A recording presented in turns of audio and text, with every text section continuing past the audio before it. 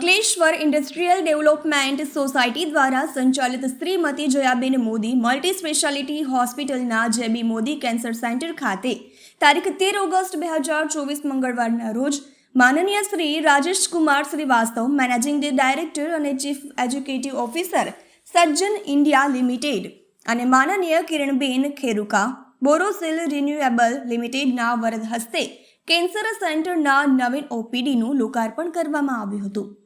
જેબી Modi cancer centre કેન્સરના દર્દીઓ માટે આશીર્વાદરૂપ બન્યું છે. કાર્યક્રમની શરૂઆતમાં ઉપસ્થિત સૌને પ્રભુ સ્મરણ કરાવવા કેન્સરની સામે લડત આપનાર એવા શ્રીમતી કંચનબેન દ્વારા પ્રાર્થના કરવામાં આવી હતી.